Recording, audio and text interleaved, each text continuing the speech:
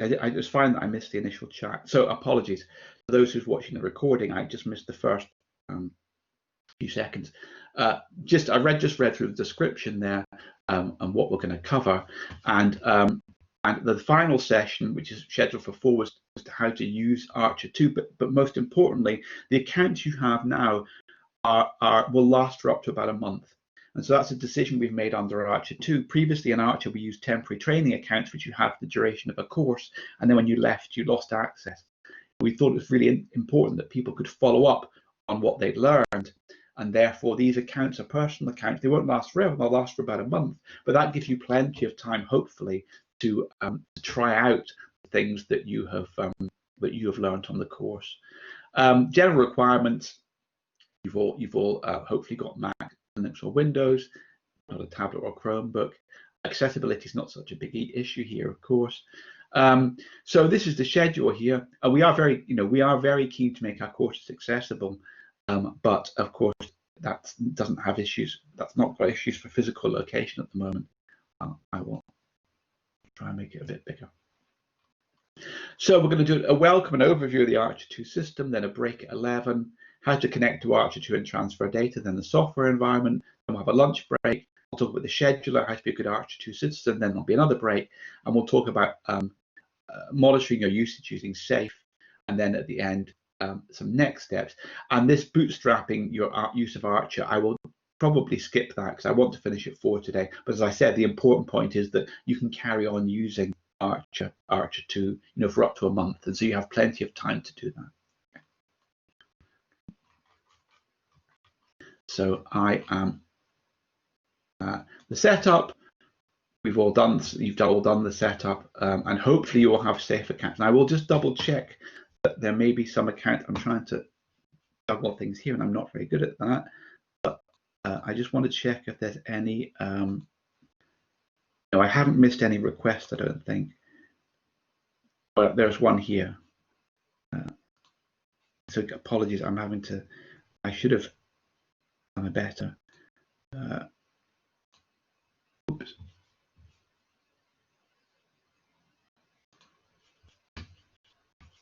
Apologies about this. I'm just trying to approve somebody's account. It's someone McCarthy. I'm having problems with that. Fine, I've approved that account.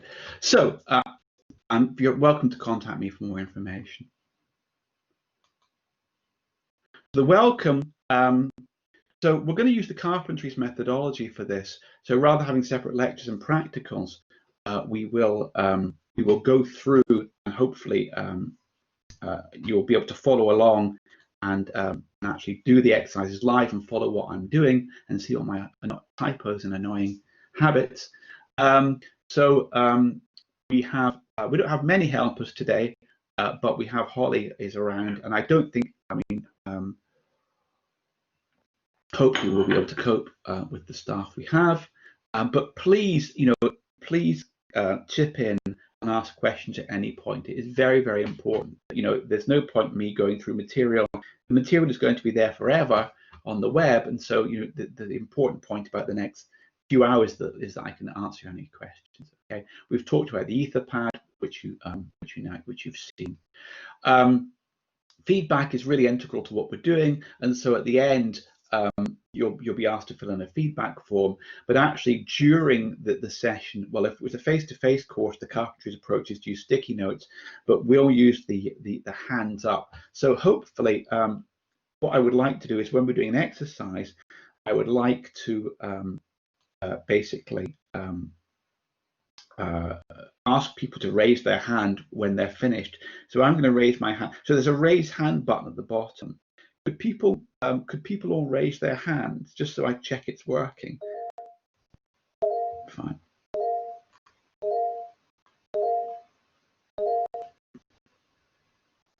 Okay, excellent. So I'm getting a lot. So that seems to work for almost everybody. That's good. Now, how do I lower all hands? I can lower hand. Yeah. So you have to lower your hand. I think there may be a way for me to lower everyone's hand. I don't quite know how to do that. I try. I think I lowered my hand because I didn't click the button and then went down. Or maybe it's I was lowering them individually. So I was able to lower them individually, but I think there's a way of doing everybody. So, okay. That will be the way that we'll get feedback. I mean, I am happy, you know, to take chat and the audio. I mean, we've previously shied away from using audio because if the audio goes wrong, it ruins it for everybody with feedback. But actually, nowadays, most people have pretty good audio kits. So I'm happy to take audio. And so it would be good if people initially asked a question, maybe via the chat. And I will get a notification that you've done. Actually, could someone just type a chat message in now just to check my audio notifications are working? That's because it's hard to follow two screens at once. So the most important thing is that I get excellent. That's fine, thanks. So I'm getting the audio notification. We'll have some breaks and there'll be feedback at the end. Please follow the ARCHER2 code of conduct. It looks a bit like motherhood and apple pie, but actually, I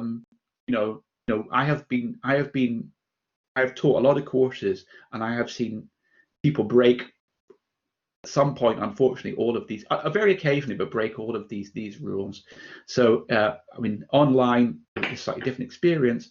But, you know, we all come from different backgrounds. Some of us know a lot about things. I may know a lot about ARCHER2, but I know nothing about your science. So please, we're here to help each other and basically to okay, fine, and to go back so that you can look at that later. Okay. So the first thing is the overview of the ARCHER2 system. Now this is we don't have the full ARCHER2 system at the moment. We have the ARCHER2 4-cabinet system, which is an initial system which has really very, very recently been installed. So apologies if there are any inconsistencies in the course.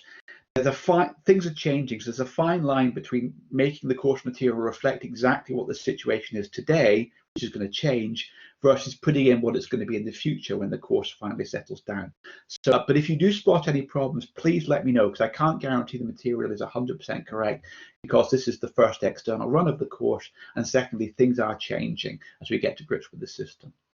But the important point is that very, very like Archer, the ARCHER2 Cray-Shasta system consists of a number of different node types, and what you will see are login nodes, compute nodes, and data analysis pre and post processing nodes, which I don't think are available yet. So the current system has login nodes, which you're logged into in the moment, and compute nodes.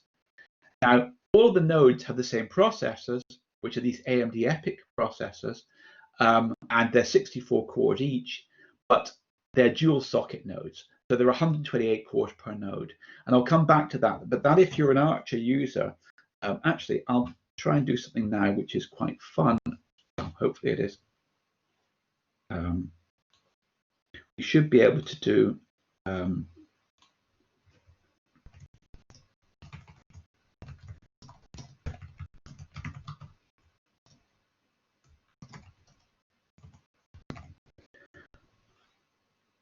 Oops, sorry, I'm trying to do.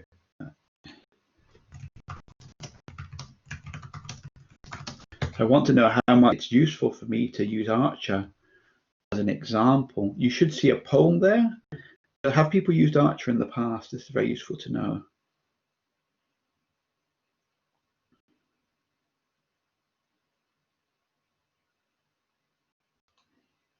Okay, so the majority of people have used Archer. So I'll not exclusively use Archer as an example, but I think it might be useful to refer to it. So the biggest difference between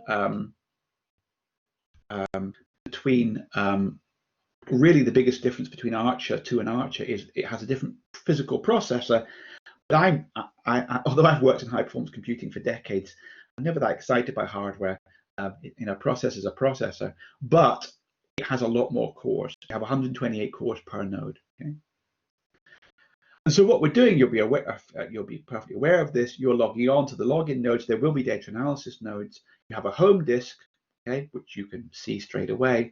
But the compute nodes is accessed by the Slurm batch system. And this is different from Archer, because on Archer we use PBS. Now actually the move to Slurm is a good thing.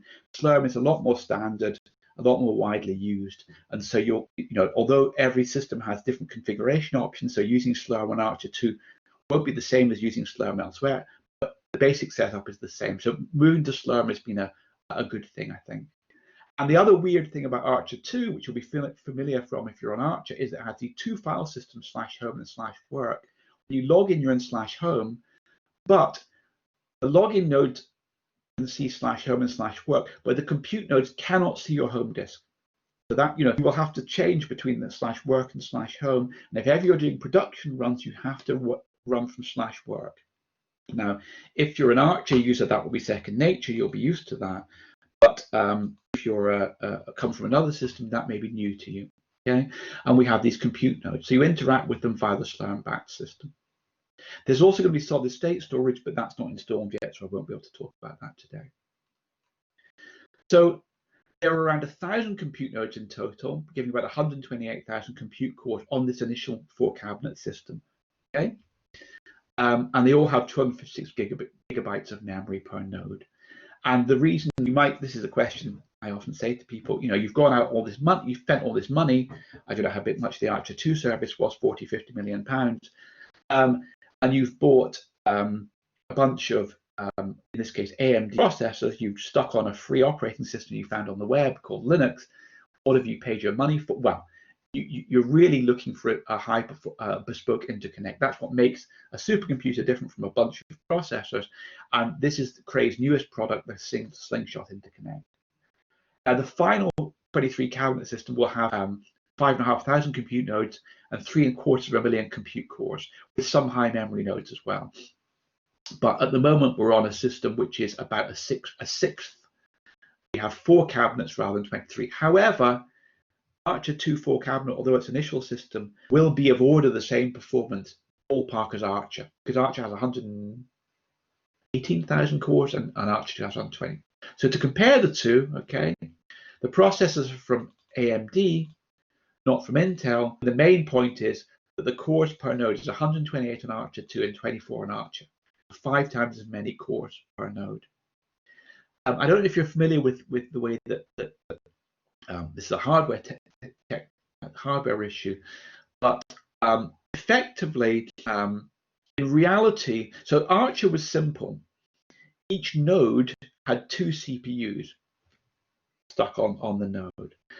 ARCHER2 also has 2 CPUs, but the CPUs are more complicated. And in fact, it's possibly worth thinking of ARCHER2 as actually 8 mini CPUs. It's kind of a hardware issue, but in some sense, Archer was definitely 2 CPUs per node. ARCHER2, because of the architecture, looks a bit more like 8 mini CPUs, each with 16 cores. Physically, so we can discuss that later, but that's come about. I was helping a user yesterday configure their NAMD run, and it was better to think of ARCHER2 as having 8 mini CPUs per node. Numerous times for non-uniform memory access, it's a hardware design feature. Memory, we have a lot more memory. We have 256 gigabytes per node as opposed to Archer standard 64. But if you think about it, that is actually we have more CPUs. So the memory per CPU is 2 gigabytes on ARCHER2, the memory per core, and it was about 2.5 on Archer. So not a big difference. The memory bandwidth is significantly more, 380 gigabytes per second versus 120 on Archer, 3 times as much. But we have 5 times as many CPUs. And so you have to be aware that per CPU, memory bandwidth is about 60% of Archer. And that may have an effect on the performance of some codes. And don't be concerned, the clock speed is less than Archer. These are much more recent processors, and they actually have a much higher peak performance. The interconnect bandwidth, which is this new network, is almost twice what it was on Archer. So I'm going to talk about the storage, but this only really makes sense if you log in. And so I was going to basically jump slightly ahead from the order and go to the connecting. Okay, so hopefully everyone has an account. Is there anyone now Is there anyone? I will check again if I have any admin work to do. If anyone has any, I don't have any requests. So you know, hopefully you have an account on it. So maybe let me make that a bit bigger. Okay. So to get onto Archer, you do SSH, and my login is TA005DSH. I have a lot of logins, and the URL it is, as we see here, login.archer2.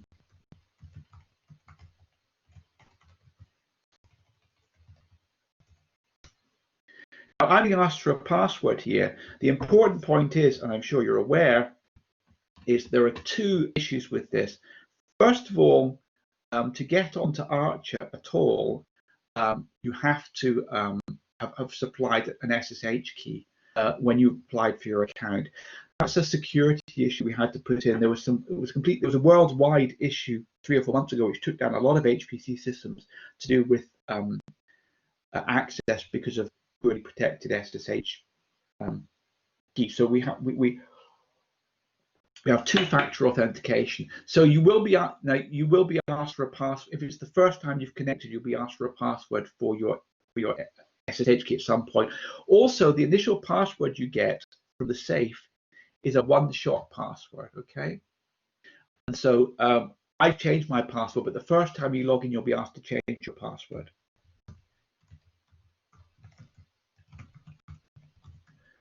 So I've changed it. Okay, we get a nice balance. So so could people please log in now?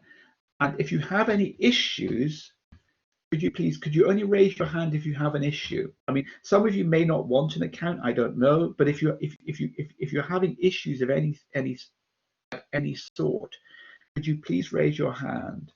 So this is going to take a while.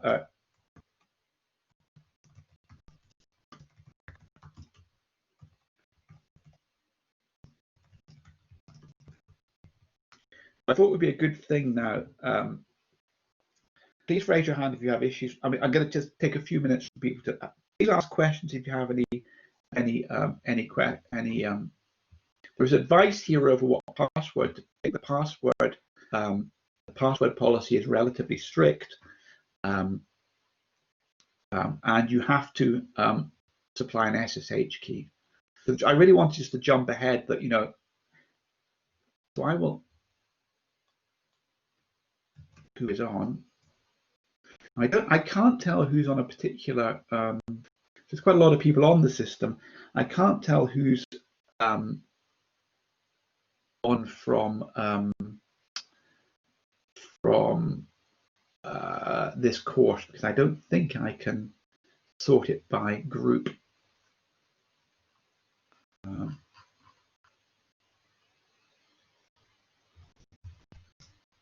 So those are all the users we have: 1, 2, 3, 4, 5, 6, 7, 8, 9, 10, 11, 12, 13, 14, 15, 16, 17, 18, 19, 20, 21 users, including 20 users. Some of them are not. We are.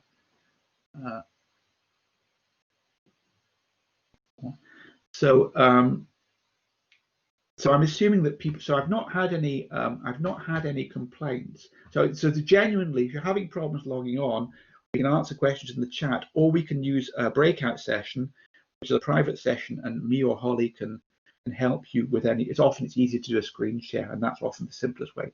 Now, a lot of you are Archer users, so you will be familiar with this, although the process is slightly quirky. But it sounds like there aren't any issues. So I mean, I'm really happy to solve problems, but it sounds to me like we're not having any issues. Okay, so I will go back to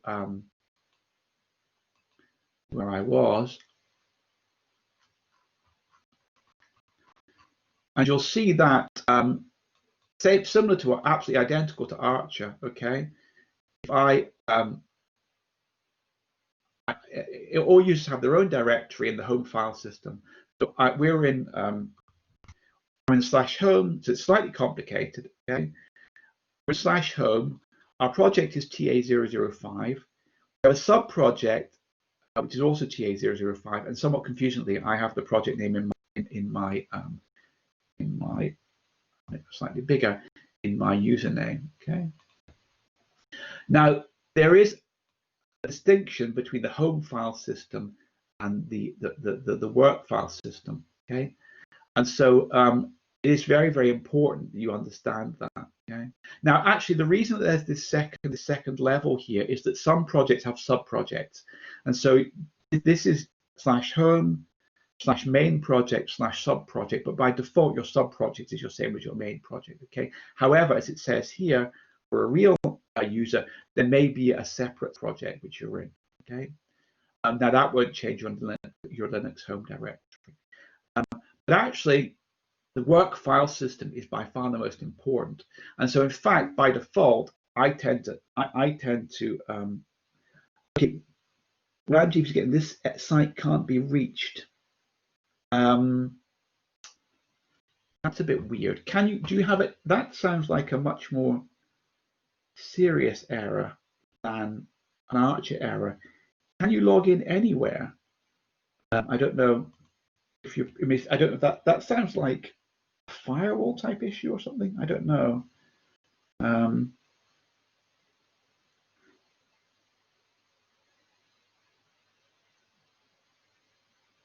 This site can't be reached. I don't know if anyone has any suggestions as to what that is.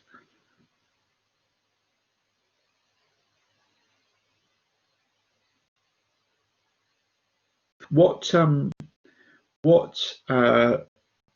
you Windows and Mobile Xterm, or Mac and SSH, or Linux and SSH? I'm using Windows. And are you using Mobile Xterm? Or PuTTY? Yeah, Mobile Xterm. Can you log into any machine at all, or is it just Archer, or don't you have an account on another machine you could try? I don't have an account, so I'm just trying this first time, so maybe I have to check again, maybe. Well, what we can do is, I don't know if maybe we can, in the coffee break, I can maybe do a screen share session with you and get that sorted out. Is that okay? Yeah, that's perfectly fine, yeah. Great, okay, thanks. So I would normally CD, now unfortunately there's no environment which stores this, which is annoying, but you'll see I'm now in work TA005, and that is where you want to do all your main computation. And I actually have run some test jobs here. Okay. So if you ever get a weird error that your jobs can't see your data, it is really important that the home file systems are not visible from the compute nodes. Okay. Actually, there's a quirk that on Archer, your home file system was visible from your batch script. So your PBH batch script could see your home file system. That is not true on ARCHER2. ARCHER2 is a much more normal setup. And so on ARCHER2, we can come back to this, but on ARCHER2, your PBS script cannot see your. That's better, because on Archer, you often get into a weird situation where your batch script, you did an LS and you could see a file, and you ran a parallel program and it couldn't see the file. But on ARCHER2, it's much clearer. Nothing in batch can see your home file system. Now, LFS quota is the way. Now, T01 is the default project here, but you're TA005. LFS lost. So the work file system is a very large file system, which will eventually be of order 15 petabytes. And the way you access, the way you find out about it is the LFS quota. So if I do LFS quota minus H for human readable group TA005 and /work /TA005/TA005. Actually, I just need to do that one. You'll see that because there's hardly anybody here, okay, we've only used half a gigabyte and our limit is 50 gigabytes. But it's important that that's your way of keeping on the system of your disk usage. Okay? So that's quite important. But it's not the normal Unix or Linux commands. It's separate commands because it's a Lustre file system. You can also do a personal quota, which I can do LSF my user quota, and you'll see that I actually don't have a limit. There's no user limit. So the way it's set up here is that there's a group quota, so all of us on the course are sharing the same quota, there are no user quotas. Now that could be different for different projects, but that's the way we set up these projects. There will be solid state storage system, order a petabyte on the final system, and that will be, it's transient. It's only there for the period of your job, but it's there for if you have to read and write large amounts of data which are too big to fit into memory. It's useful to have fast local storage. We didn't have that on ARCHER2. There was only memory or physical spinning disk. On ARCHER2 we have memory, physical disk. In between we have solid state storage, which will be, and we'll have to investigate how to do that. The other thing is sharing data with users. You'll be familiar with this if you're already an ARCHER user. But I can show you how it works. If I log on as myself,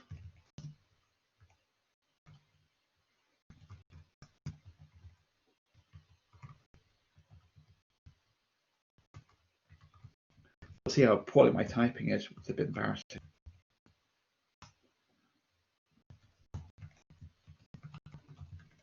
Okay. By default, the permissions are quite strict. So if I try and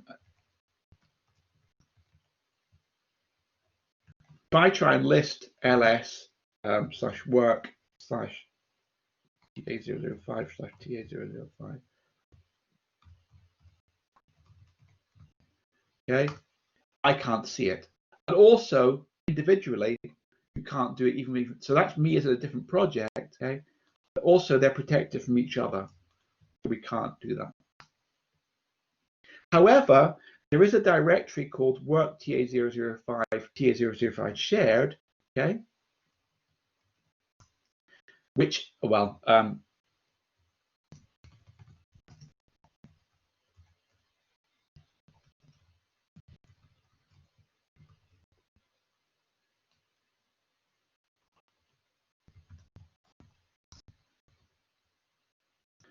so can other people check that they can see that file? Okay, if you ls/work/TA005 shared, you should see the hello.txt. That's the way the permissions are set up. If someone could just confirm that they can see that, so you should see that owned by me in that directory. Okay, fine. However, that directory is only accessible.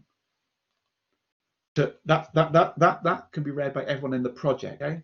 So if I now have a different window over here when I'm in a different project, if I try and do the same thing, it doesn't let me do it.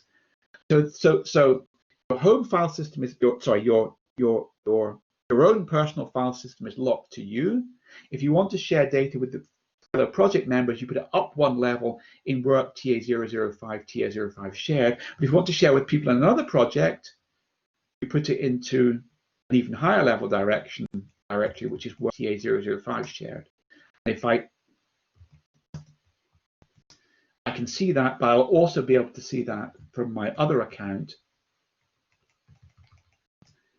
I can see that. So that's the way the directories work. There's two shared directories, which are work project shared and work project shared.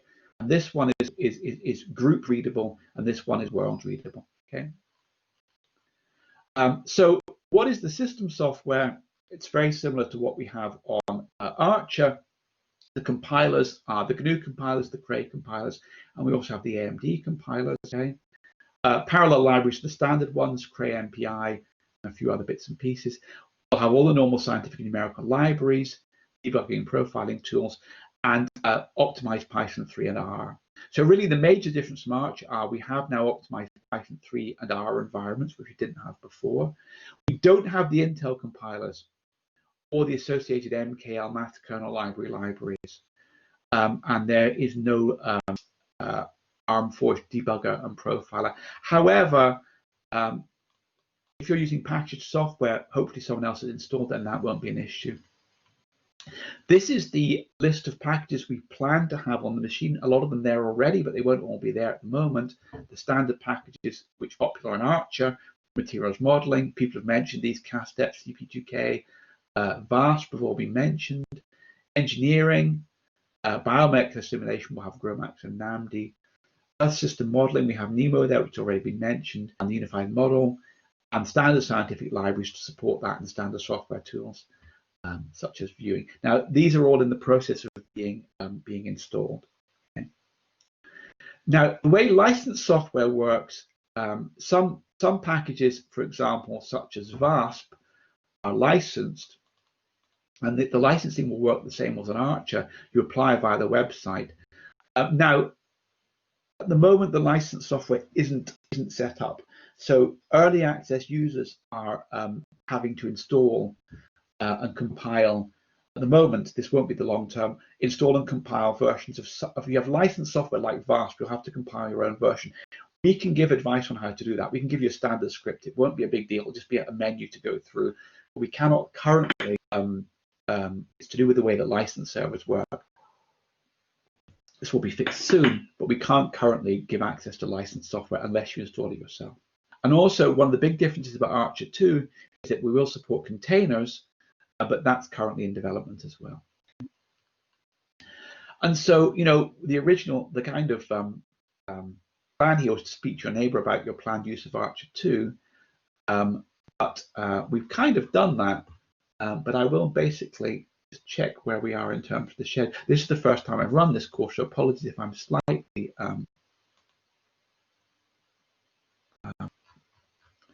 so okay, so I'm slightly not particularly as slick as I should be. Now, normally we leave a lot of time to this session because people have trouble logging on as new users. So okay, that's interesting. So I got an email. It's got a note from.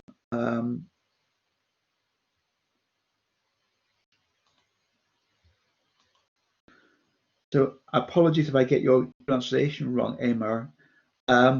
You're not seeing anything in the shared directory. Can you paste in the command you're using? Sorry to be pedantic. I think I know what the issue might be. But if you could do that, could you do it in the public chat? It would be useful if you could do it. I mean, if you're happy, it would be slightly more convenient if you did it in the public chat rather than the private one. But carry on using the private chat if you want. It's up to you.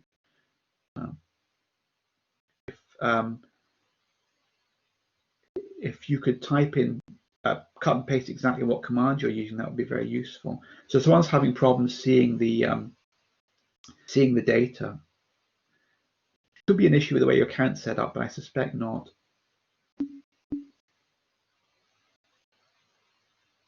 So what, which shared directory could you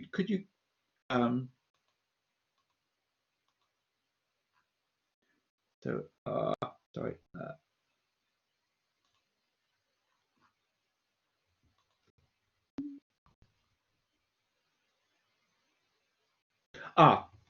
So that's right. So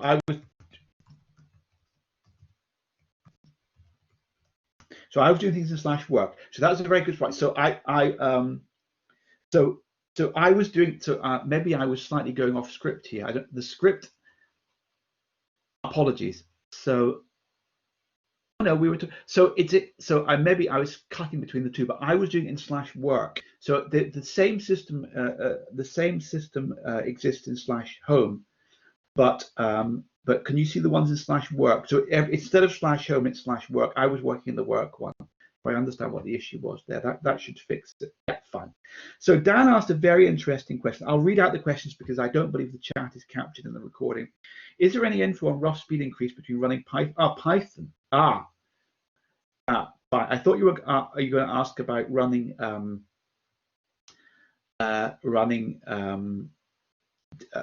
general performance? No, I haven't. I mean, I could do this actually. So what kind of Python code are you running? Are you using libraries like NumPy and SciPy, or is it kind of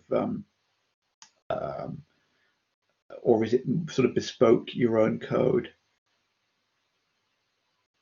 That is something so I said we've only really had the system usable by the CSE service of order a few weeks, and we've just been checking things work and not. So Dan, do you have a particular?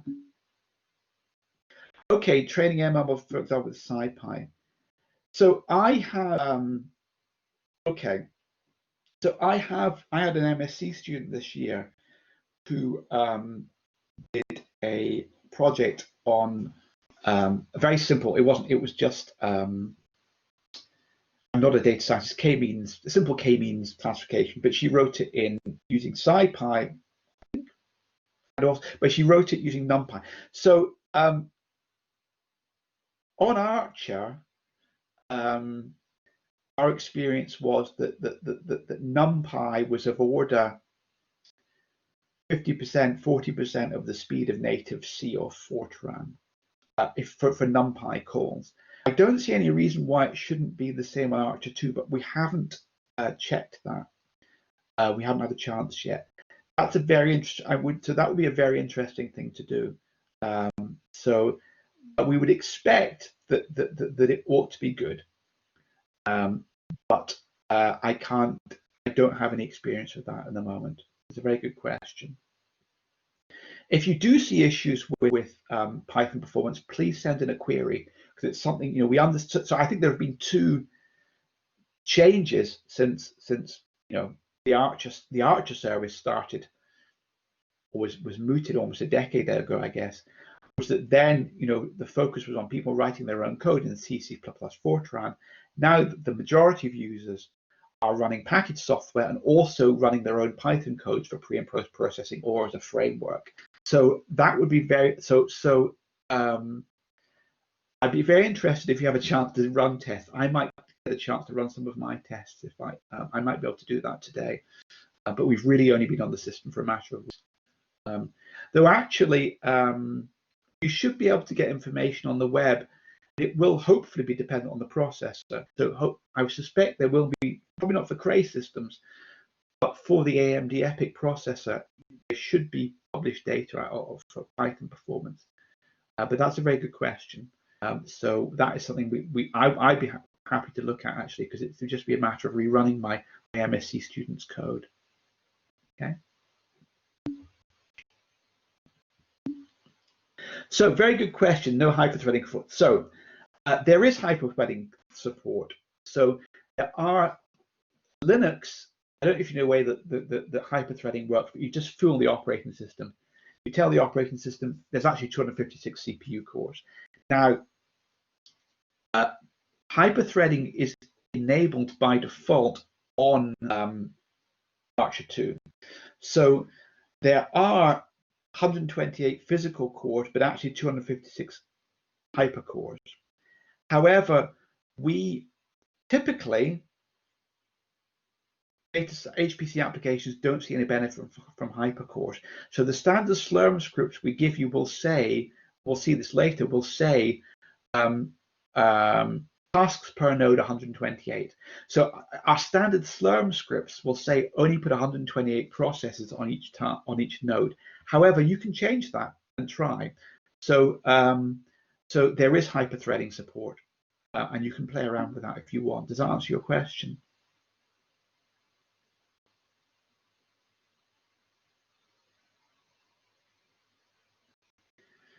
So Bonan asked a very good question, and so he said, I'm wondering if ARCHER2 would support running pack jobs each, for example, running a 16-way MPI inside a single node. This is not possible with Archer. It's a very good question. So Archer was quite a restricted system in that you could only run one executable per node, or one MPI job per node. Now I do know that on ARCHER2 you can run 2 different executables on the same node, and so that would make me think that you can do that. Okay, I think that should be possible. Whether you can run 16-way, that's a very good question. I believe that should be possible, but I don't know what the limits of it are. So I know you could definitely do 2, because I've seen that done with 2 separate executables, but they could be the same executable, and that would solve your problem. But that's a very good question. I think the answer is yes, but I haven't tried it. So does that answer your question, Bona? That's a very good question. That is something we should. So actually, these questions that you've had, for example, these questions about pack jobs and the question that we had about performance of NumPy, if you could please put those on the Etherpad document, then I'll review the course at the end and I'll see those on the Etherpad document. Okay. So please add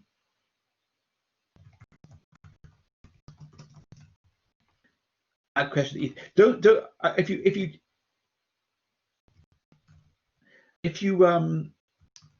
if you have a question, ask it in chat. But if I say that's something we don't know the answer to and we would like to look at it later, please put them on the Etherpad document, and then that'll be a reminder after the course. I can come back and look. Or we, not me, but we at EPCC can look at these things.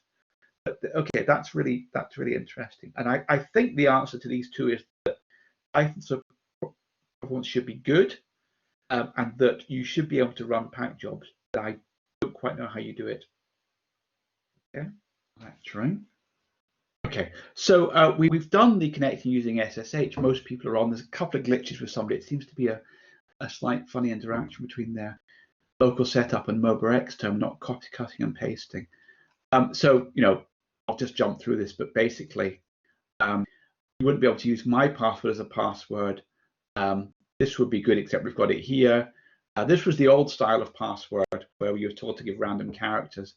Apparently, horse brasserie staple is a popular way of comments you're not supposed to use. But so we've all got on. So the important point is data transfer. Okay, so the standard way to transfer, as it says here, small to medium amounts of data off of Archer to any other location is SCP, and that will just be authenticated in the same way as your SSH connection. You can use rsync to keep small to medium data sets synchronized between two different locations. If you have very large amounts of data and you want to have very fast transfer, you probably want to use something like Globus Online. It's a lot more effort to set up, but it can multiplex. It can use multiple paths at once. And so there is a data management and transfer part of the documentation which you might want to look at. And we will be expanding this as we go along. But at the moment, I would just recommend using SCP and rsync. So, I mean, if you're mostly Archer users, you'll know this, but I will go through it. You need to know what data is critical, because the important point is that /work isn't backed up. Okay? It's too large to back up. And so, but /home is backed up. And so, if you have small amounts of critical data, classic things would be source code, keep them on /home. You should really only minimize the amount of data you transfer. Transferring data is quite costly in terms of time. But the main thing for data transfer is minimize the number of files. Okay, minimize the number of files. Setting up a data transfer takes a lot of time. Okay, so if I want to buy 10 pints of milk, okay, from the supermarket, if I make 10 journeys to the supermarket, okay, that's going to take me 50 minutes each. That's going to take me 2.5 hours. Okay. But if I do one journey and buy 10 pints of milk, it takes me a quarter of an hour.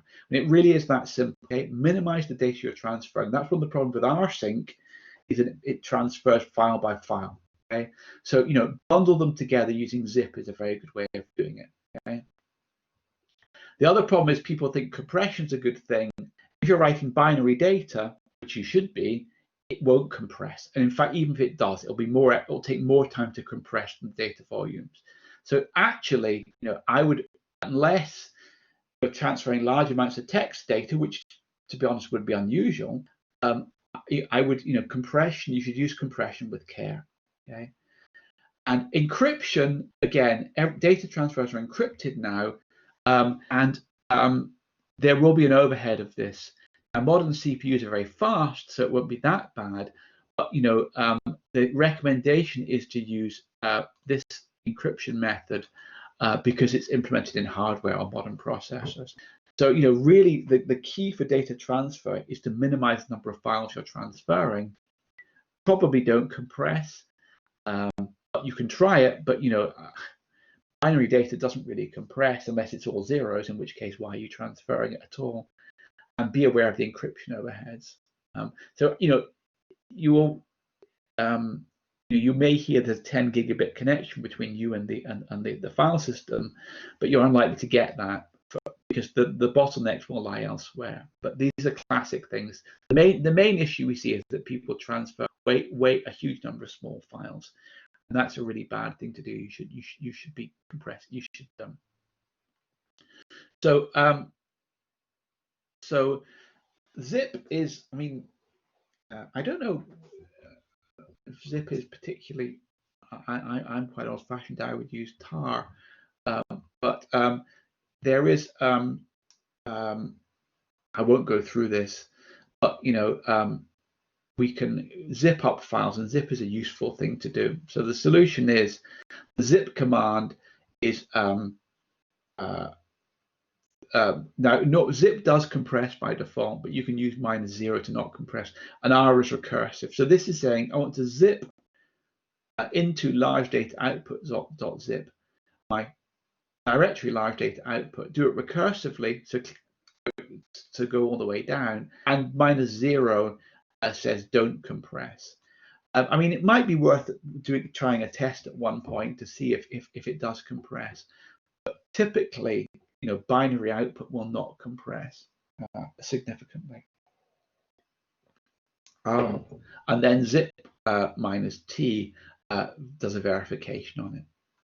So the key points are the address is login.archer2.ac.uk, and in the future you will be routed through dynamic load balancing to different login nodes. I think we maybe only have one login node at the moment, but on the full system there will probably be multiple login nodes, and that will be a generic address which will resolve to lots of different login nodes, just as it does on Archer.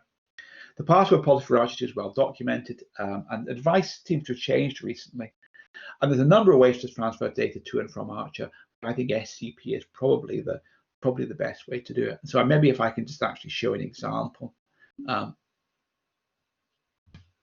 To transfer large volumes of data from Archer1 to Archer2.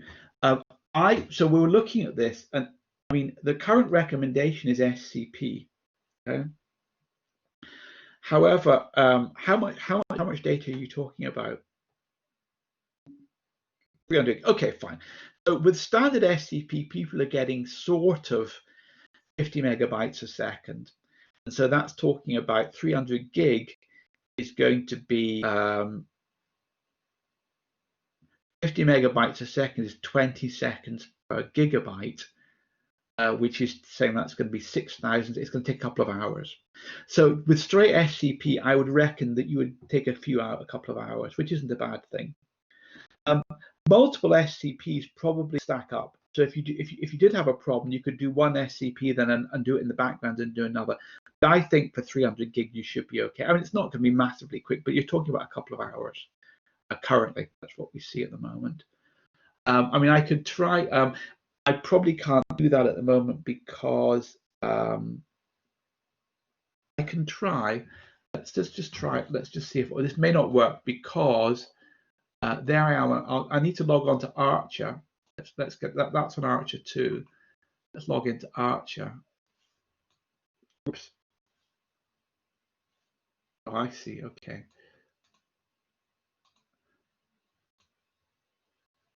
So if I SSH Archer,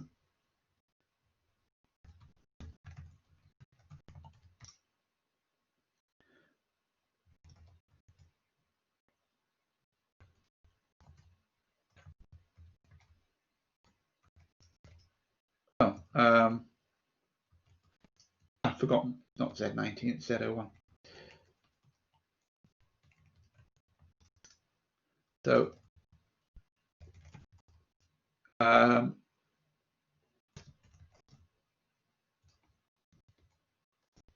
just try and find a big file.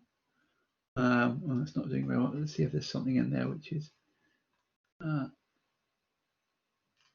don't really seem to have any. It's not going very well, is it?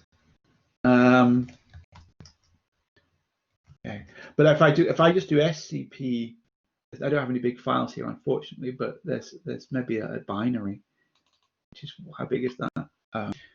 TA005DSH.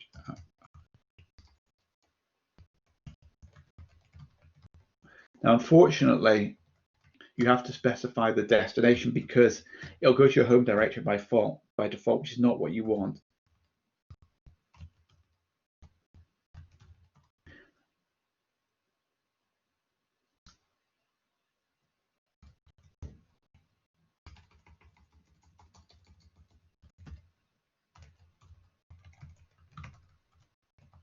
I think I got that wrong.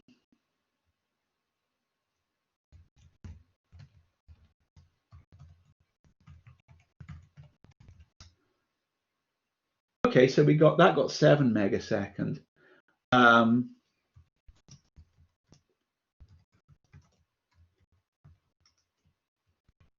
doing something really stupid here.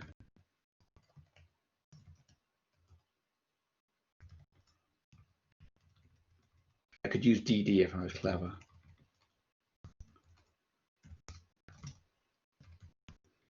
That's 58 megabytes. That's maybe, let's just do one more. It's linked to about 100 meg. And let's see how long that takes. Actually, yeah, I'm on work. It was ULIM 8, wasn't it? 16. Let's see how that long took.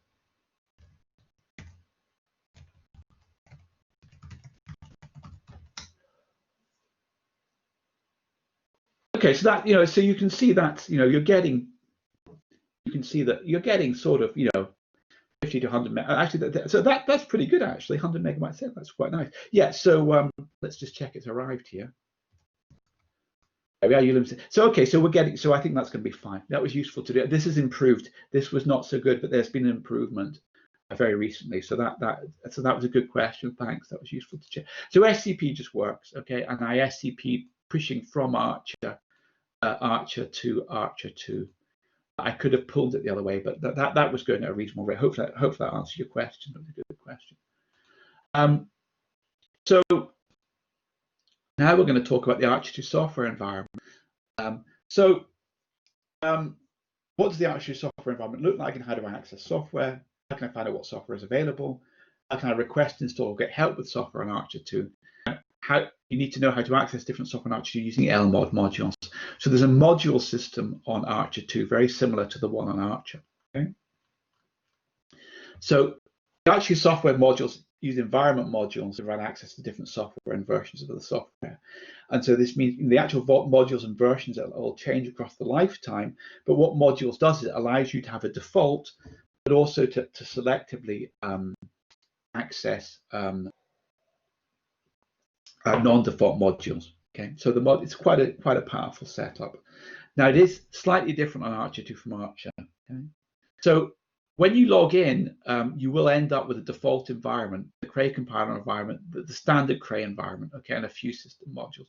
So if I log in, okay, because here I am here, I do module list. You'll see what you have now. Okay, so make that a bit wider. Okay, so the current modules we have loaded are standard Cray modules and a couple of EPCC modules which set up a couple of things. Okay, but when you log in, okay, do module list. So could someone do module list and confirm they get the same as that?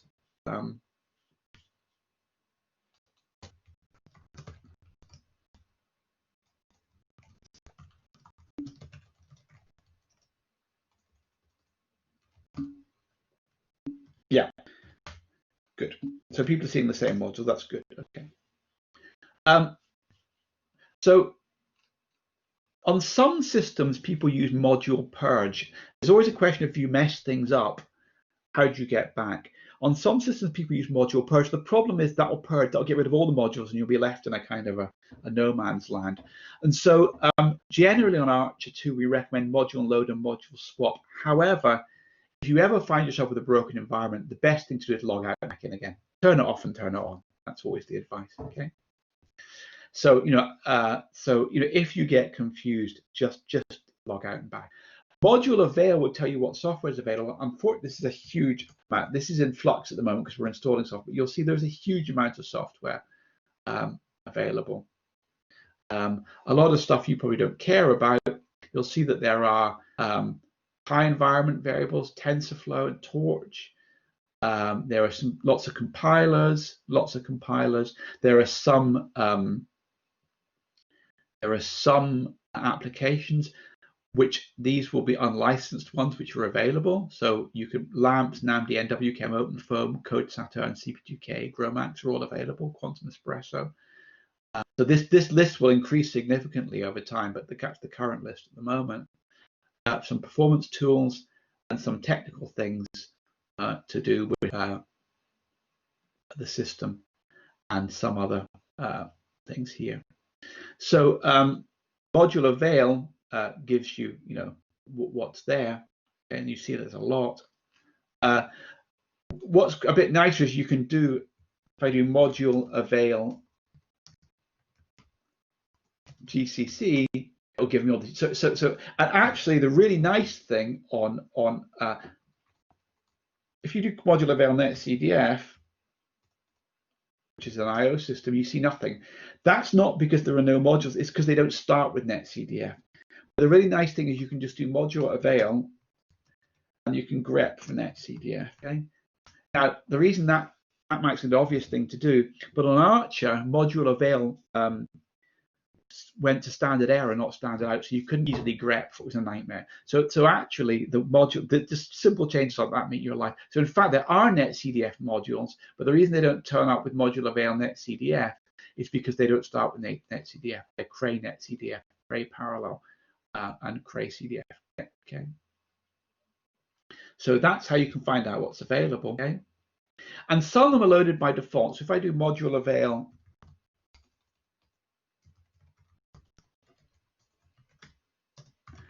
that's saying that there's three GCCs, GCC 8, 1, 9, 3, and 10. If I do module load GCC, I'll get this one, but I can switch to other ones. Okay.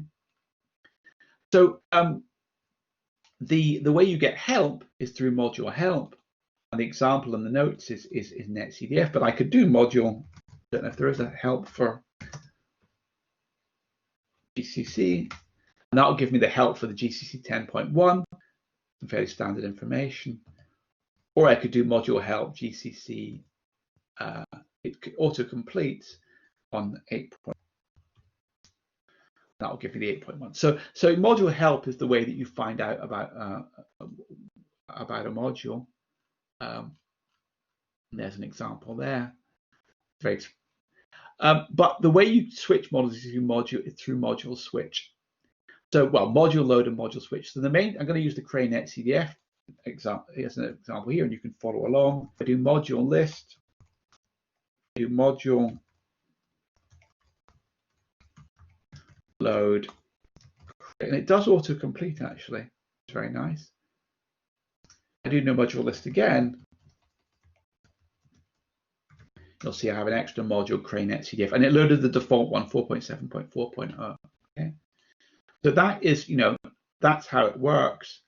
However, you can swap modules as well. So I could, if I do module avail Cray netcdf, is there more than one? No, these are different modules. Now, you'll probably remember that if you're an Archer user, on Archer there were collections of modules bundled up into programming environments, and this is a big difference on ARCHER2 from Archer. So you need to be careful here. On Archer, you could module swap prog-env. On Archer,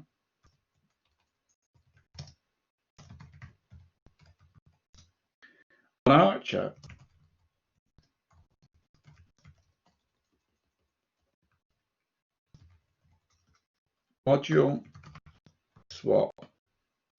And so you start up with the Cray programming environment. If you wanted the GNU environment, you did that. Okay. Now on ARCHER2, you can't do that. but reasons, technical reasons, okay. Oops, not on ARCHER2, I meant to say, not on ARCHER2. Okay, for technical reasons, there's something called module collections, and the way for these module collections, which are the Cray, you do module restore. Okay, so we're going to play around with the GNU environment, but we need to load the prog-env GNU, but you do module restore prog-env GNU. Okay, and you get lots of horrible messages to the screen. Okay, but that does it.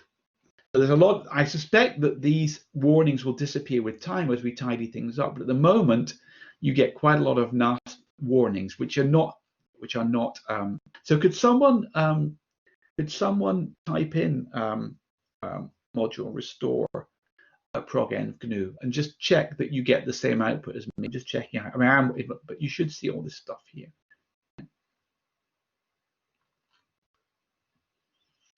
The way now you're not going to be compiling, so just people. Does that people get the same?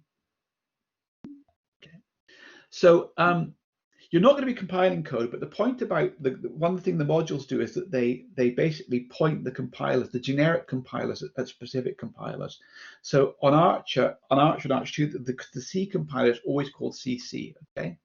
If I do CC ---- version, you'll see that that points to GCC. Okay? But if I do module restore prog-env Cray, okay, and I get the Cray version. Oops, sorry.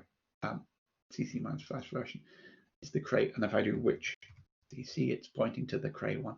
So that's the way these environments work. But it's only for these collections. For normal, if you're not compiling software, then you wouldn't ever need the module restore, I think. So you should. So I'll go back to doing the module restore prog-env Cray, prog-env GNU, sorry.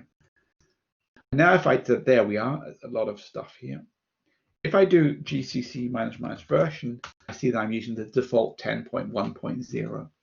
But I can switch these, and this is just an example, but for you would be more interested in switching versions of applications.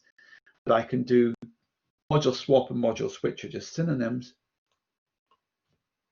And now if I do module list, you'll see that I have a different GCC there. And if I do GCC --/ version, I get the 9.3 version. So although this isn't a program, in the fullness of time, there will be multiple versions of NAMD, GROMACS, CP2K on the system, and you can module load GROMACS will give you the default version, but then you can module swap or module load a particular specific version number. It's unfortunate at the moment. There's lots of these warnings, but now in the future we will be providing licensed software. I will maybe just do a quick.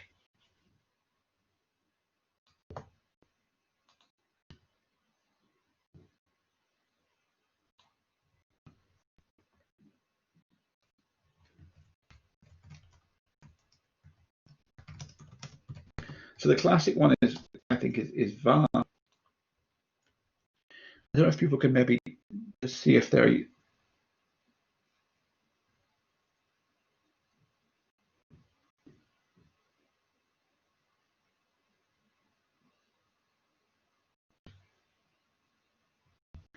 So just to click a few more of people. There's at least 8 VAR views. Can you see the results now? When I never quite know what I can see because I don't have a different view from.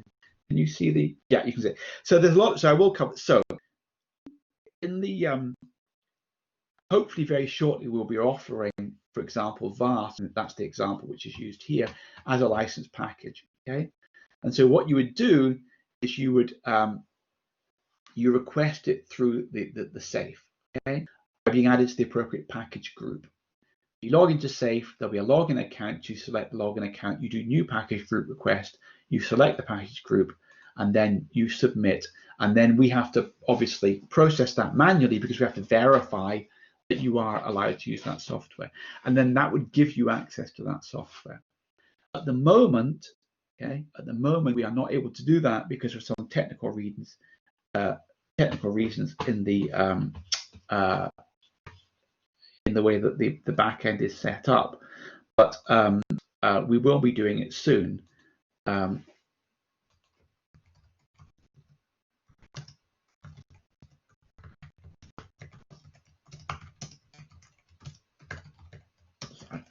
I'm just having to sort something out. So, so for the moment, if you're a VASP user, you will have to compile it yourself, only in the early access period, I think. But we can give you instructions for that. So if you want to compile, VASP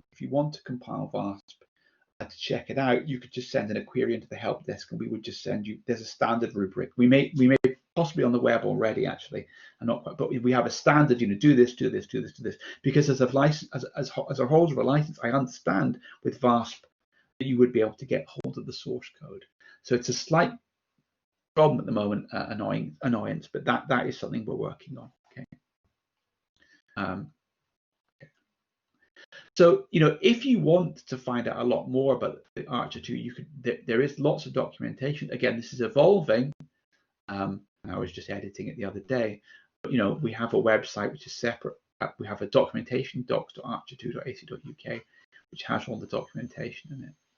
And that will be evolving, obviously, in the early days of the service. So the main thing is software is available through modules, and the CSC service can help you with software issues. But hopefully that's similar to either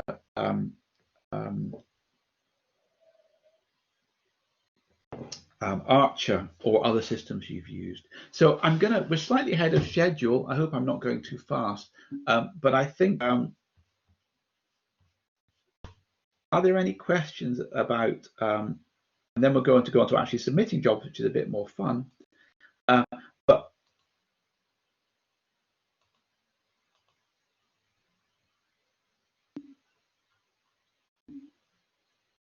Okay, so I've lost my chat window. I'm back in the room. Fine. Python wants installing things via conduct. Good question from Leonard. Let's have a look if the so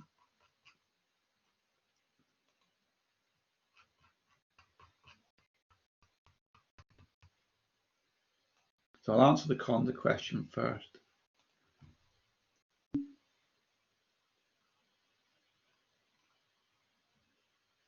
Let's search.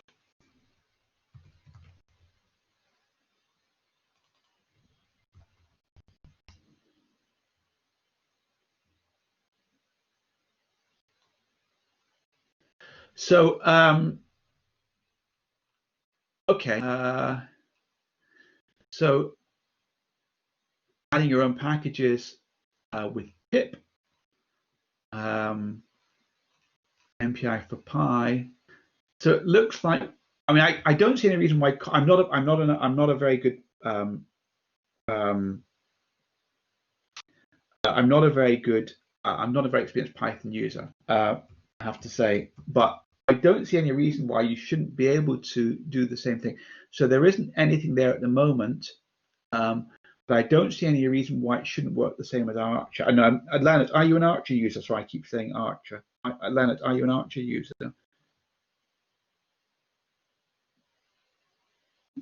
Okay, so I can't give a definitive answer. If you could put that into the Etherpad, that would be really useful, because that's something we need to follow up on. Okay, so Bonan says, that's interesting. So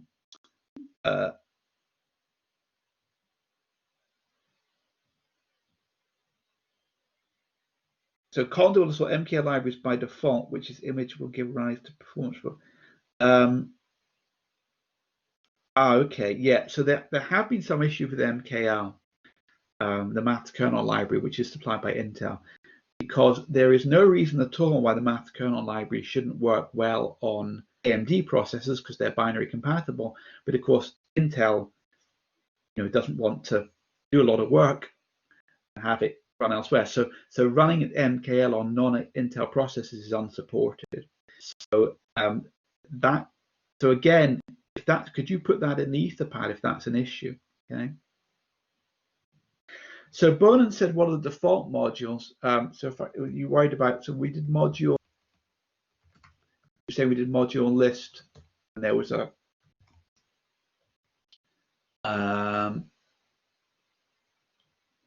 you got, oh, I don't see that Cray P network OFI. So Bonan, could you clarify that question? Maybe I'm not quite understanding it. Am I missing it here? I think so. No, you don't need to know what they're for. Sorry. No, so it, these are the important point is to give you a standard environment. You don't need to know what they are. So you would rarely be swapping these guys. I would just leave them. I don't think I've ever swapped any of these. I mean, I would just definitely just leave them as they are. Yeah. You don't need to know what they're for. It's just a standard setup.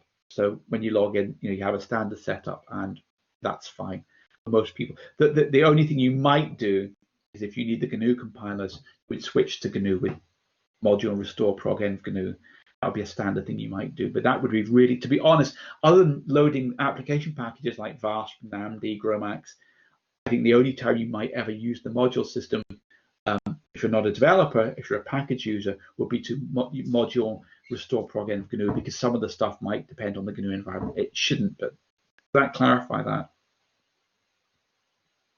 Good question. Okay. So, but if you have those questions you had about Conda and MKL and Python libraries, please, I mean, it's nice we only have Python 3 on ARCHER2. That will, I think, clean things up. I mean, the flexibility of Python is both a great thing and a terrible thing. It's a great thing, but it just means that supporting it is just, there's so many combinations that people use, so many different. To me, though, one of the nice things, actually, one of the reasons that we want to support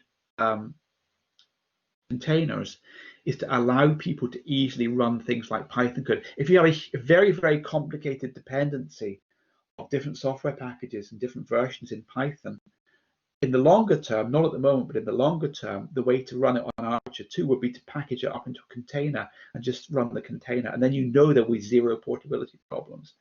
I have to always think about performance. That's one of the reasons for having containers, is to basically completely circumvent the entire software dependency hell, which is undocumented. Are there any other questions?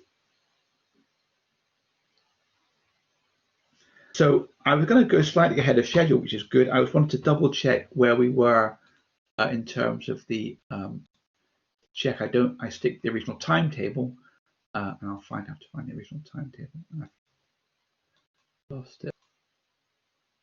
I think the original lunch break was scheduled for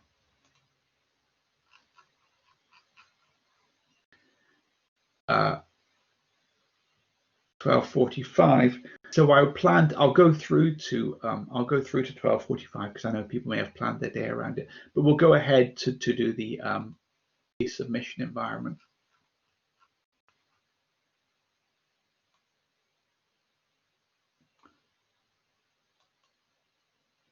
But we're not skipping lunch, we're skipping the lunch. So this is where it starts to get a bit more interesting. Sorry, interesting. A bit more specific. What we're going to do is we're going to talk about how do I write job submission scripts, how do I control jobs, and how do I find out what resources are available. So you need to understand the use of the basic Slurm commands, know what components make up ARCHER2 scheduler. Ooh, there's a typo there. And know where to look for further help on this scheduler. So here I'd probably like to do a bit of a poll.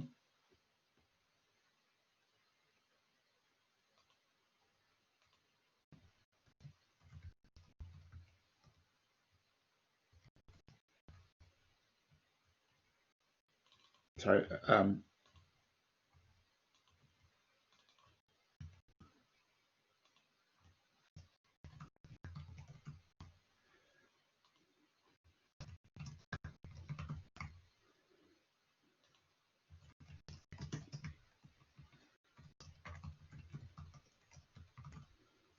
I'm going to ask you a question about experience with schedules. I'm just interested in. These are.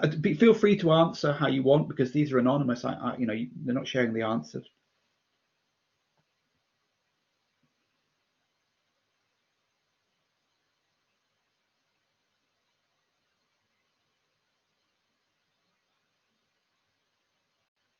So a few more people still to answer. Just type in an answer if you're just trying to get a sense of the.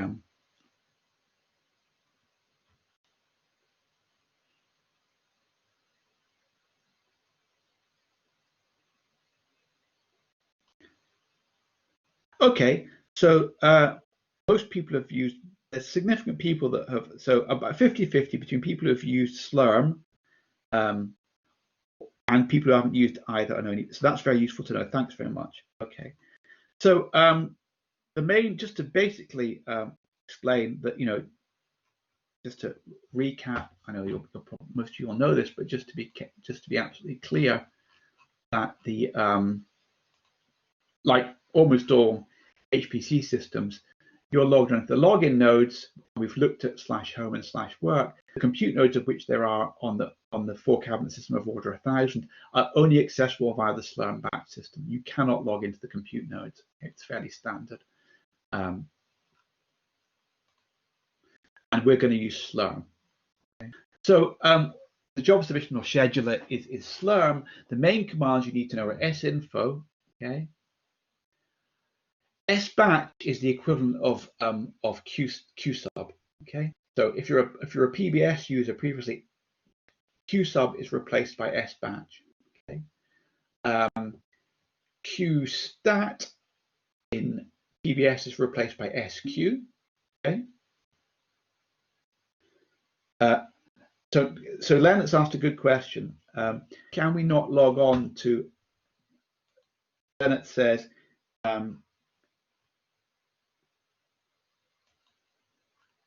Can we not SSH there into compute nodes to monitor the activity each core? No, you are not allowed to SSH into compute nodes. Absolutely forbidden. So you cannot do it. So on some smaller scale parallel machines are just like clusters, which are networked together, and it's a bunch of nodes, but the nodes are just like normal computers, and you can SSH into them from outside if you know the IP address. But Archer is very locked down, and the problem about allowing people to SSH in is that it potentially circumvents a whole bunch of things. Well, if you can SSH into a node, you can run a job on it without going via the batch system, and you could run jobs for free. That basically, if you're allowed to SSH directly onto the nodes, okay, what's to stop you running a job and then it not being charged? What should stop you SSHing onto a job that's being used by another user? And so, you know, it's very locked down. So the only access is via That's a good question. Via Slurm. So we don't allow direct access using SSH. And that's a very good question. Okay. cancel the job. salloc and srun. Now, Slurm has better support for interactive jobs. Yes, so it's possible to obtain interactive shell for a job. Well, yes, I've only used. Yes, it is. It is. So srun, I've only used we can try that. I've only used srun to run the job interactively, but there's no. I think if you do an srun without a command, it will launch you into a batch job. That's a good point. We can try that. Okay. sinfo, if you could try this, I think it'd be useful if you try sinfo. That just tells you what's going on, and we'll see that currently the partition will come out. It's called standard, and these nodes are idle, which is good. That means that we'll be able to run on them. These nodes are allocated, which means they're running jobs. These nodes are reserved for some reason I don't know. These nodes are draining. Presumably it means they're being prepared for a new job. And there's a few jobs nodes down, but not too many. So the system's looking quite a healthy state. Okay? So that's quite useful. So for each node, you get a lot of information. Now, as I said here, the nodes can be in different states. This is not particularly interesting. One of the nice things about a lot of systems have lots of different nodes. Okay, GPU nodes, high memory nodes, low memory nodes, different kinds of processors. All the ARCHER2 nodes will be identical, except there will in the final system be some high memory nodes. But basically, all the nodes are to first approximation identical. So actually, although it's nice to do that to find out what's going on, you don't really need to know much about the nodes. All you need to know is they're all the same, except some have got 512 gig will have 512 gig rather than 256. That's it. Okay. I know in a lot of other systems, people add hardware over the time, and then you really worry about which processor version is it, how much memory, or lots of different things. ARCHER2 is very homogeneous in that sense. That'll be nice. Okay. S-info minus n minus L will give you output for all the nodes, which would be 5,000 on ARCHER2 here. S-info. Now, apologies, I'm not very good at this. I'm quite recent to Slurm. You can see you get a whole bunch of stuff there. And you can see that we can see for each one SCT. Ooh, I don't know what that is. That looks like it's something to do with how many CPUs there are, how much memory there is, how much other stuff is going on. You will see that there is no disk. So I should have said this, but just like on Archer, the nodes are diskless. On Archer, the nodes being diskless gave you a problem that if you had temporary data that was too big for memory and you wanted to write to disk, there was no local disk, so you had to write to the Lustre file system, which was potentially slow. In the medium term, we will have this solid state storage, and that will solve that problem. You're able to dump data, temporary data, to a local fast file system, a faster file system. So that produces a lot of information, okay? But a nice thing is actually to explore that. So they're all the same, okay? But a nice, I think this one works. Try that command and see what you get. So the N, C, and M, I think, formats the output into, I can't quite remember what they are. But if someone could type that, I think this is a valid node ID. If someone could type that and paste in what the output they get, that would be useful.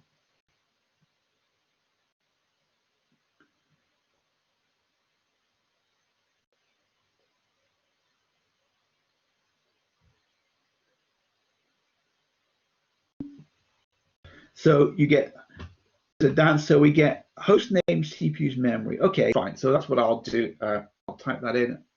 That does work for you.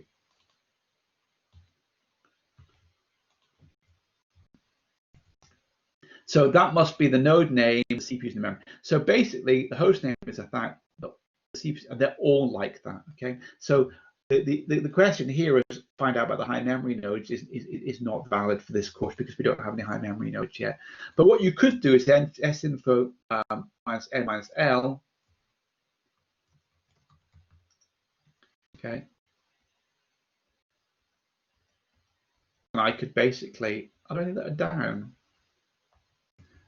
I could pipe it into the word count. I get just over 1,000. Okay, grep into down. There's only one down. That's nice. Okay. I could grep into alloc. So 3/4 of the nodes are allocated at the moment. How many are idle? Whoops, I can't type. So 250 are idle and 750 are allocated of 1,000. So that is pretty busy at the moment, actually. It's pretty busy at the moment with people, but there are spare nodes for us to use. Okay. So as we said here, okay, you could do a lot of submission work and find out about that. But I mean, at the moment, it's not particularly interesting because they're all the same. Okay. So what we really want to do is to use batch job submission scripts. So this is sort of conceptual thing. It's the same in PBS and Slurm, but the problem with with a batch job is you have to specify two things. You have to specify your requirements, which are, I want to run for this long, I need this many nodes, I want to charge the job to this account, and those things are interpreted as submission time. Okay? So when you submit a batch job, you want to tell the thing, this is what I want, and what the batch system will do is it will park your job, and then when those resources are available, hopefully very quickly, it will then run. So there's two distinct things you need to do when you run a batch job. You need to tell the batch system what you require, which allows it to schedule the job. And then once the job is scheduled and operating, you need to tell the batch system what commands do I want to run. Okay. And the standard trick is to put them all into the same script. So the commands preceded by #s batch are instructions to the scheduler about what you want. Okay. So I want my job name to be called my MPI job. I want 2 nodes. When I run the job, I want to run 128 tasks per node. I want this many CPU. I want to run for this long. I want to charge to this account, and I want to use the standard partition. Those things are all parsed at submit time. Immediately you type sbatch, they're parsed. Then, okay, at runtime, this script is executed in its entirety. Okay. Okay. So at runtime, this script is run as if you'd logged in. It's just if you'd logged in and typed these commands. Okay. So the question is, okay, this is run as a bash script.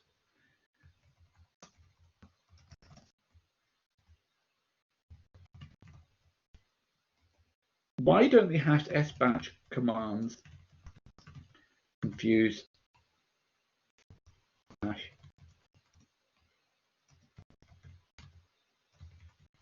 So bash has never heard of slurm, but we've got slurm commands in the bash script.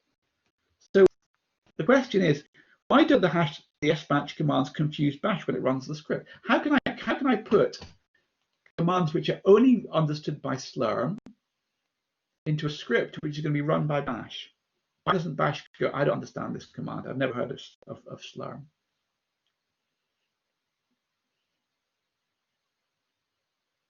I know the answer. It's kind of hinted at by that line there.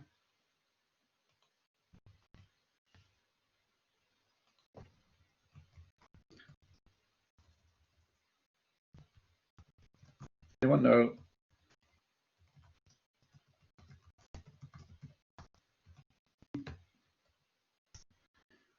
It's the comment, absolutely.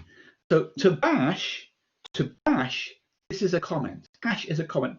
Other than this special hash, bash, that's a comment. Okay. So what we've done is it's a standard trick for all batch systems. You hide the scheduled commands in as comments, but they're special comments. So bash will ignore these. So bash, when bash runs this, it goes comment, comment, comment, comment, comment. Okay, he wants to module load EPC job end. He wants to module load X. He wants to do this. Okay. So that's the trick. Okay. So the options here, I'm going to make it a bit bigger.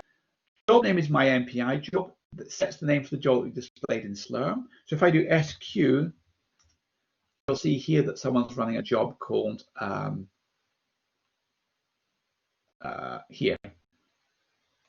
User C Shran is running a job called CP2KQL. Okay, and that will be the name they've put in their job script. Okay.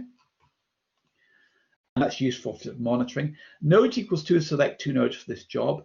And it's very important that on ARCHER2, nodes are exclusive. If you ask for 2 nodes, you're going to be the only person that's running on them, because other people aren't allowed to SSH into them or circumvent the system. Okay? End tasks per node actually tells it how to run the job at the end. Okay? So no, you can't ask for less than 1 node. Correct.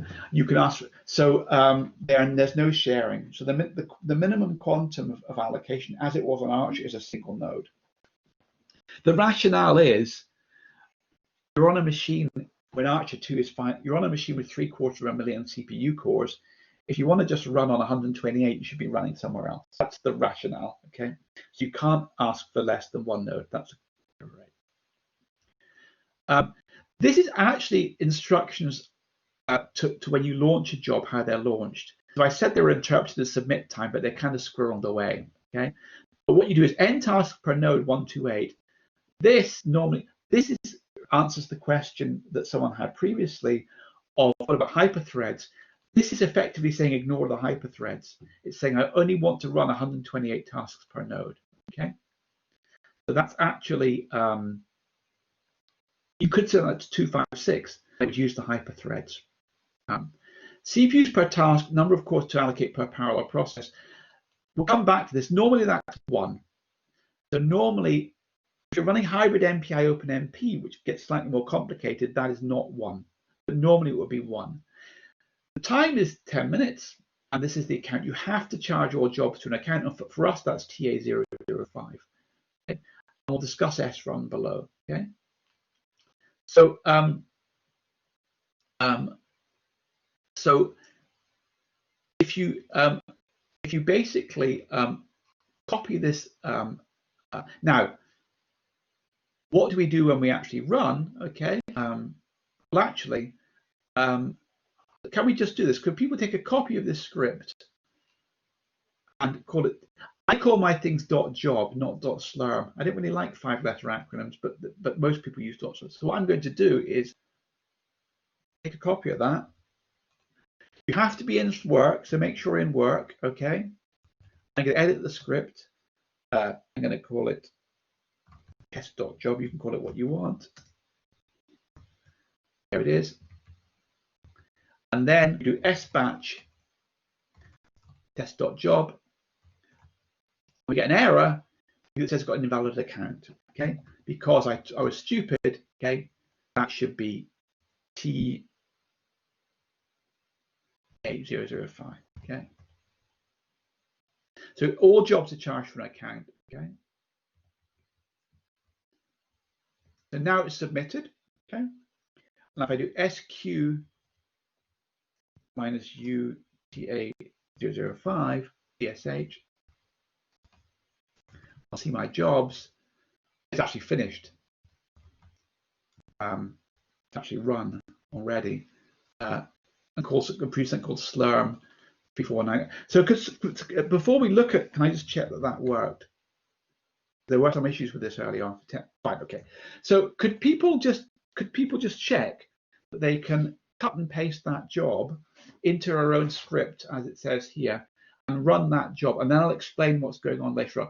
The XT high is just a simple program which does nothing more than print where it's running. So that's useful. It'll say, look, hi, I'm running on core 57 on node 3. That's why it's useful. When you're playing around with launching batch jobs, the question is always, where are the processes, where are the tasks running? XT high does nothing but print them out. So Irfan says, going back to the hyperthreading comment, is it possible to control threading and core placement at the S-run level? So it's kind of a philosophical point. Yes, you can. And in fact, this CPU bind equals cores is the general advice, though, is to, I think you can specify, other than the CPU bind equals cores, for some reason I don't understand, I think you can specify everything. It's your choice. We've got a more detailed example later on, which might help you. So most things can be provided to both SBatch or SRun. The kind of advice with Slurm is to basically try and specify as much up front. But yes, you can specify things to SRun as well. So we'll do a bit more detailed. So you're up. So that's a very good question. Now with AP run.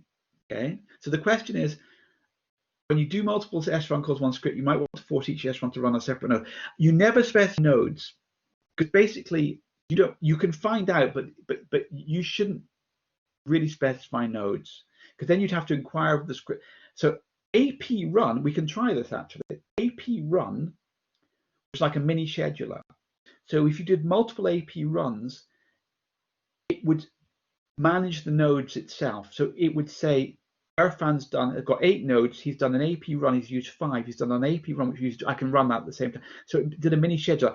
I think srun will do the same thing, but I haven't tested it. So you would never be specifying node. I would not recommend ever specifying node allocation, because then you'd have to say node 875362. How do you know what node you're on? You would have to parse some horrible file. So you can play around with that. That's a very good question, and this will come back to the multiple MPI jobs on the same node. So can we play around with that in a second? Okay. So has somebody? So if someone managed to run that job, could you just type yes into just to check that it is working? I am logged into it. Should fine. Okay. So let's look at what we got. So first of all, it was called slurm341918.out. Okay. So let's look at that. Actually, can I just? I don't like the coloring in Emacs. I think it's so. Because I'm using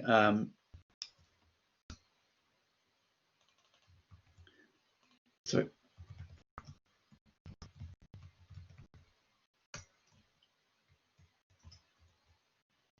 Okay, that's so.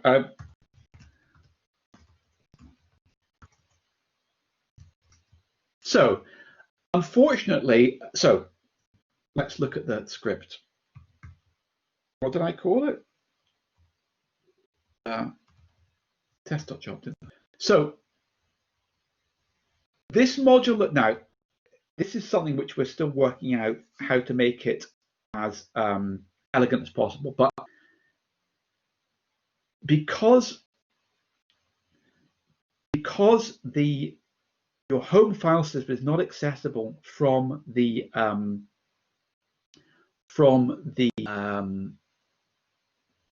compute nodes, it's difficult to export the default environment. So you have to do something explicit. Currently, module load EPC job n. This module needs to be loaded in all scripts. Yeah, this means that you now have the same environment as when you log into the login nodes. Okay, so that's a bit of a quirk, and that may or may not persist. But for the moment, you do that. Okay, we want to run the program called xt-high. We have to module load that. This could be NAMD, VASP, GROMAC, CP2K. Okay, we module load xt-high. And this is this funny little program that does nothing. But all this output here just came from the module load, so we can ignore that. Okay, but so first of all, it says we're running on two nodes. Node 0 is hostname this, node 1 is hostname that. Okay, and it says so what it does is now we're running a single threaded program here. So if you're what we've got, MPI calls them ranks. So if we ran here, okay, we did s batch node equals 2, task per node equals 128. How many ranks do you think there are? I want to take a guess. srun didn't say how many processes to run. Okay, it just said run them, but it interprets it from these parameters here. Okay, so how many MPI ranks do you think there are? No, that's a possible question. It's not at this point. Each task is an MPI rank. 256. Yes. So two is a reasonable answer. It could be 2, but that would be tasks per node equals 1, which you might want to do. But for the moment, yes. So it runs 256. So if we look at the bottom here, the last rank is rank 255. Okay.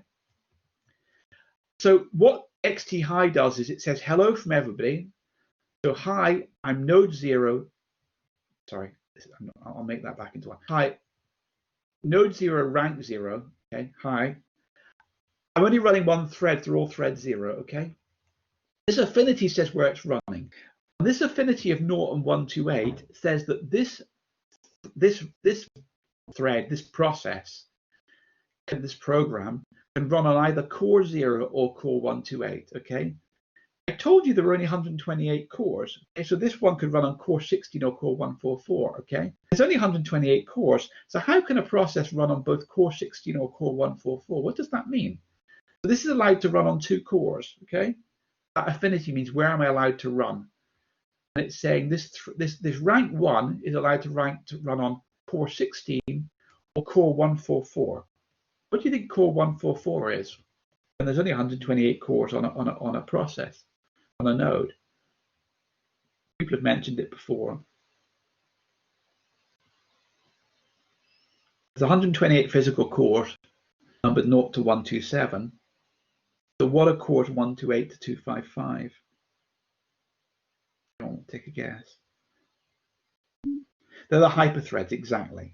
And the way the numbering works is that the core n 128 plus n are the core and the hyperthread. So this is saying this has to run on physical core 0. It can run on either of the hyperthreads. Okay? You might be surprised, but the next one, rank 1, runs on core 16. So they're not allocated rank 0 on core 0, rank 1 on core 1, rank 2 on core 2. They're allocated cyclically. And this is because, remember I said that first, because of the way the architecture works, your best model of an Archer node is 8 mini CPUs, each with 16 cores. And it's trying to distribute the load. So it says, well, I'll put the first rank on the first mini CPU. I'll put the next job, whoops, I'm wearing the wrong glasses. I thought my next job is on the next mini CPU, which is separated by 16, and then I'll come back again. So it's doing it like a pack of cards. It's doing cyclically. First job to first mini CPU, or NUMA node, if you want to call it that, and then it's going back again. Now it doesn't make much difference because we've run 128 tasks. Or fill them up eventually, but they're not laid out in a line. They're kind of laid out like a pack of cards cyclically, round and round and round. Okay, that was totally different from Archer. Archer was just fill them up left to right. Slurm does something probably a bit cleverer. It says, I'll distribute them evenly to all the mini CPUs, these NUMA regions. And you'll see the first 128, the last one is rank 127, down here, is on, and then once we get the 128, so it fills up the first 128 processes on the first node. It doesn't do it cyclically across nodes. So basically, it fills up the first node, then the second node, which is the same as Archer. But within a node, it does something a bit more clever. And so that then we do the same thing, but on node 1, all the way down to the bottom. Okay. Now, someone asked about hyperthreads. Let's have a look at that one. So let's copy it.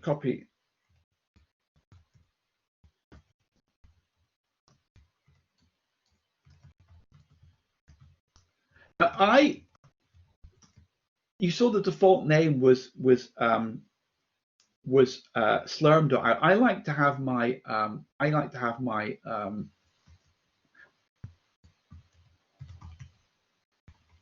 my job. I tend to do this. I think this is syntax.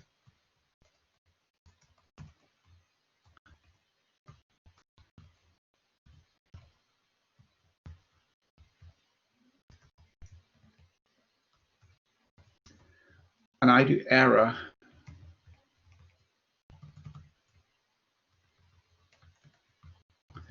So this %x is the job name. So let's call it hyper.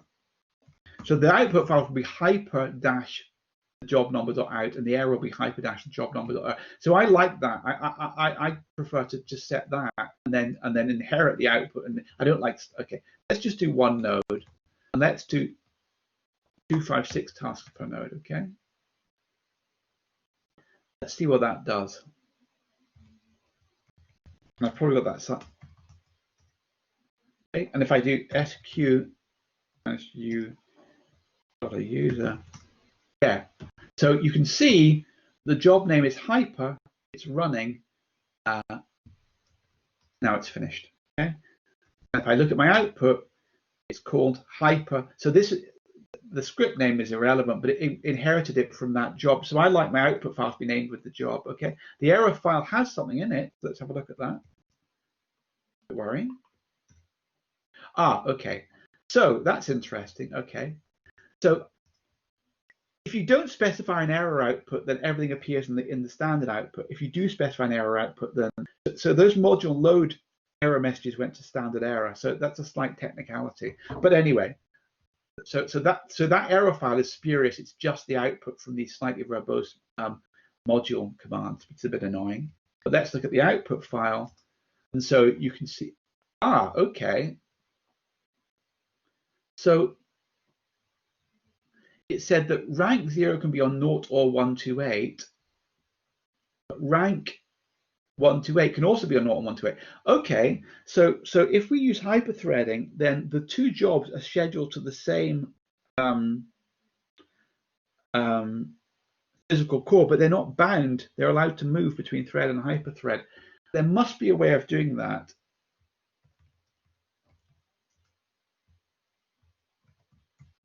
If I do the man, there we go. So we can do CPU bind equals threads, cores, or sockets. Okay.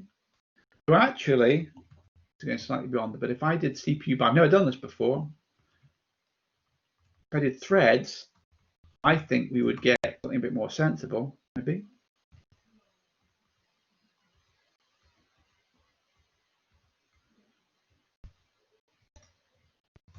It's running. No, so PD means pending. Okay, well, that's a pending job. Still pending. That's a bit weird. A bit worrying.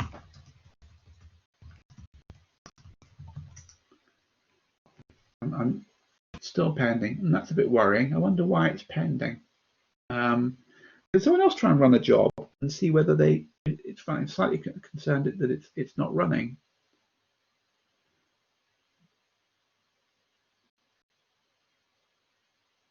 Okay, it's a bit worrying. Let's do, what was it, sinfo. Okay, so what was it? It was,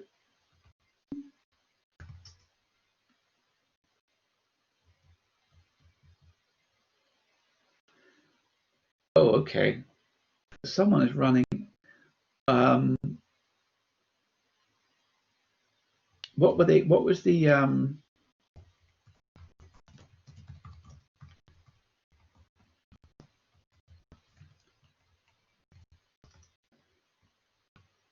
Idle. There's no idols. Oh dear. Okay, that's a bit. Okay, so apologies. For a normal course we would have a reserved queue. Okay, we would have resources specifically reserved for this course. We haven't had time to set up that infrastructure yet, so we were just banking on the fact that the machine wouldn't be that busy, but it is very busy. So that's a bit of a SQ.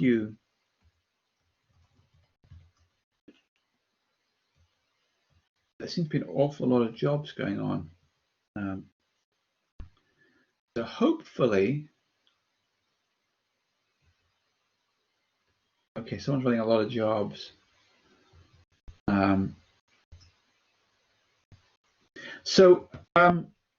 Well, actually, it's lunchtime now. It was 12:45. We're almost on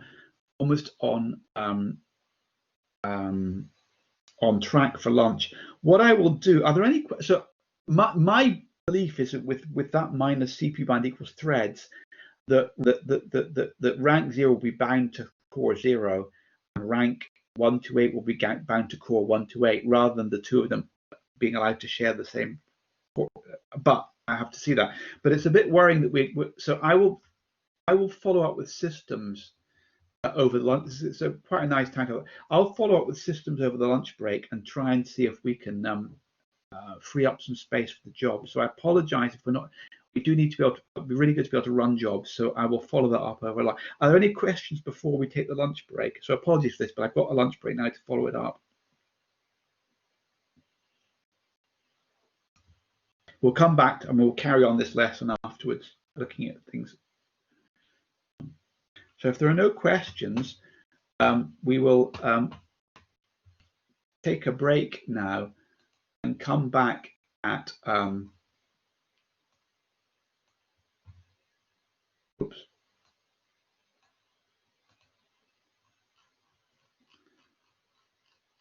Come back at 3:45. So we'll probably be finishing quite early, actually, but we'll come back to, and I'm a bit worried about this. I will It's run. Okay, so I've got time briefly to do this. Okay, so it did run.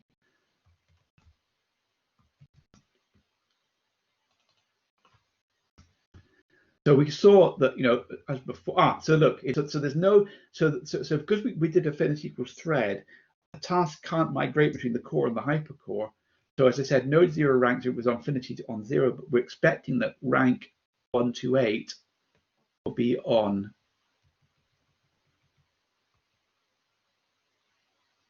is on 8. Oh, it's done them. Okay, so okay, fine. It's basically okay. It's done something interesting. So each rank is on its own core or hypercore, but the binding isn't what I thought it was. It's done it in a bit more of a complicated way. I don't quite understand, but I need to look at that. But it has bound them to individual cores, or hypercores, but not in the way I thought it would do. Okay, but what we'll do is we'll come back after the break on time and carry on with that. With this lecture, with this lesson. I'll stop the recording now and restart one in the afternoon, just to be so we don't have one huge recording.